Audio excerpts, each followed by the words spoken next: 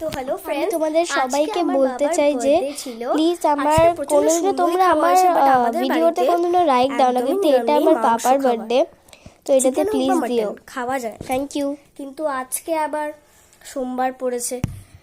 তার থেকে বড় কথা হচ্ছে আমাদের সোমবার আর বৃহস্পতিবার আর বুধবার আমাদের নিরামিষ থাকে। তো আজকে নিরামিষ খাবার কি ছিল তোমাদের সাথে আমি শেয়ার করছি।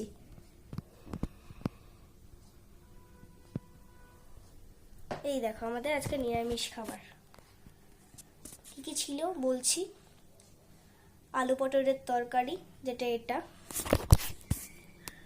আলু পটলের তরকারি দেখতে পাচ্ছ তোমরা ডালের পাশে, আর ফুলকপি, হ্যাঁ ফুলকপি প্রচণ্ড স্পাইসি হয়েছিল, ভালো খেতে।